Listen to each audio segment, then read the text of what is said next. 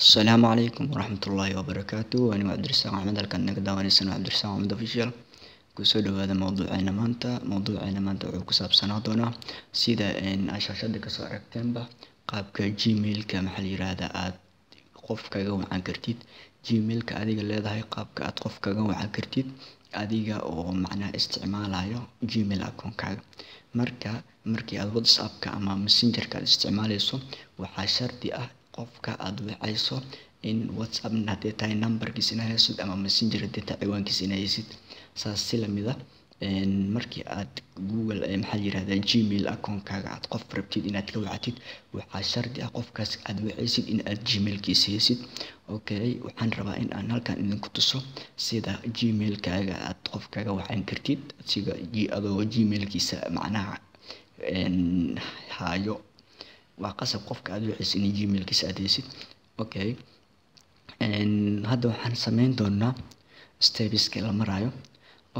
aniga waxaan u baahanahay marka koowaad waxaad sameynaysaa, aniga laptop ayaan isticmaalayaa.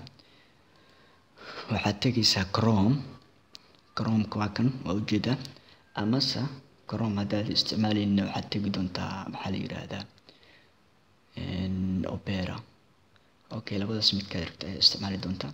aniga waxaan isticmaalayaa opera, chrome-kana waa isticmaali karaa no mara. aniga hadda waxaan isticmaalayaa isku dayaa chrome-ka inaan isticmaalo. chrome-ka isticmaali doonaa.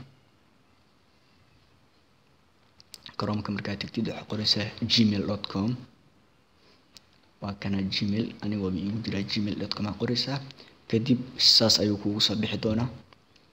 markuu ku soo baxo meeshan gmailkii waa kana folderkaadii aad dhex joogtaa. meeshan primary, social, promotions hadbasi. marka waxaan sameyn doonaa sidoo kale haddaa ogtahay gmailka waxaa lagu galaa meeting shirar ayaa lagu galaa gmailka adoo qof kale ka wacayo. tusaale ahaan 5 qof hatiin waa balansantiin gmailka iska soo wacaysiin meeting oo kale ku galaysiin ama link isku soo diraysiin. linkigaas qof ku dhufana kadib meetingkaas ayuu wax ka qaadanayaa. waxaan sameyn doonaa marka koowaad waxaan ku dhufan doonaa meel ay ku qoran tahay maxaa la yiraahdaa meetingka markaa ku dhufatid waa kana meetingka markaa ujeedid meeshan start meeting oo video call calaamadiisa ayaa saaran. sidoo kale qof waa ka wac kartaa call oo audio ahaan waa wici kartaa, asigoo video-na waa wici kartaa. tusaale ahaan audio call-ka markaa wicaysid meeshaan aad tegaysaa audio call ku dhufan doontaa.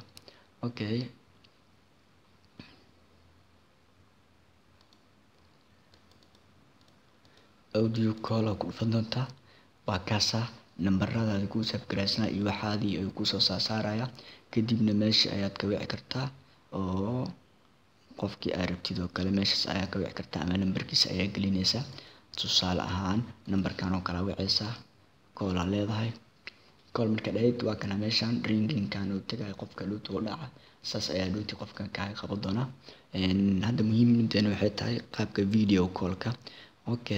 aniga marka video call-ka inaan qofka aan rabo waxaan sameyn doonaa, waxaan leeyahay start video call ayaan ku dhufan doonaa.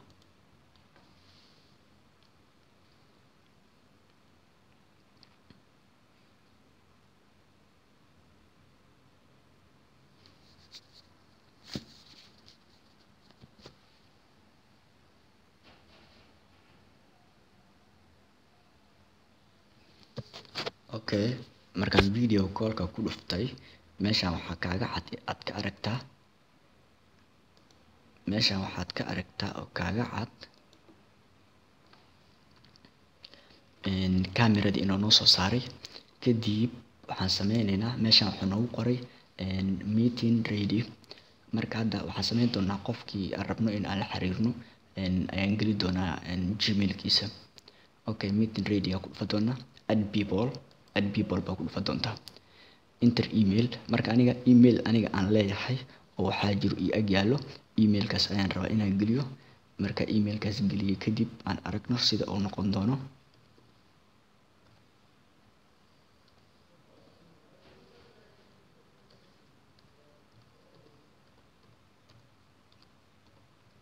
okay gmailkana geli doonaa waan ku dhufanaynaa markaan gmailkan ku dhufano mujeedaa send email ayaa leenahay waan u diraynaa qofkaas message baa u dhici doono okay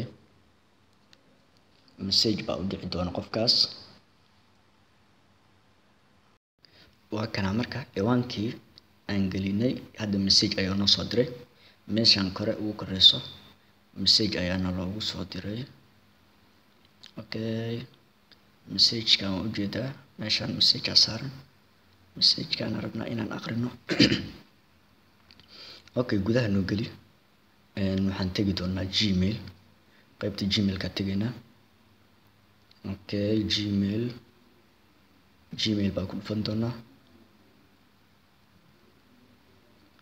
gmail-ka markaan ku dhufano waxaan fiiri doonaa waxa uu noo soo diray akhbaaraadka uu noo soo diray ayaan aqri doonaa iyo qaabka ay noqonayaan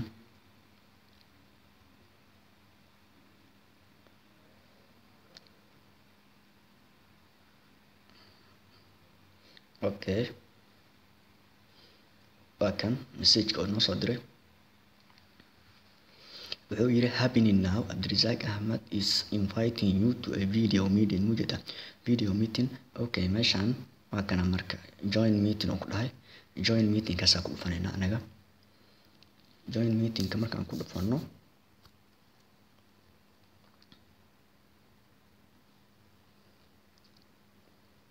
join meeting ka markaan ku dhufano kadib wuxuu na geenayaa meesha saas oo nagu soo saaraya labada qof saas ku sheekaysan doonaan qadka iska xun oo maleena waa kaasaan ujeedaa join meeting oo soo qoray okay join meeting ka markuu soo qoray waxaan leenahay okay meeting inta waxa u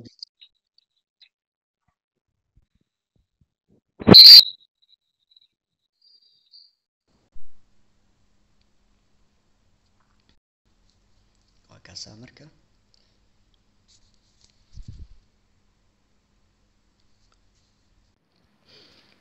okay marka waa aragtaa waa soo sameynay ciwaankii kala soo gelinay ciwaanka markaa soo gelinay labada ciwaan isku soo xiriirnay qaabka caadiga sida laba qof u wada sheekaysanayso kala noqdeen marka hadii aad rabtid in aad gmail-ka qofka wacdid steps-ka amris halkan aad ka aragtay waan rajeynaya inaad wax badan ka fahantay mar oo mawduuca inaan ku dheeraado intaas noo egyahay hadda waxaa laga yaabaa ra'yigii hore ee ka aaminsanayd maanta inuu ka duwanaado oo ahaa in gmail qof laga wici karo in kale waan ku mahadsantahay daawashada muuqaalkan intaan video waxay kala kulmi doono wabillahi tawfiiq wassalaamu calaykum waraxmatullaahi wabarakaatuh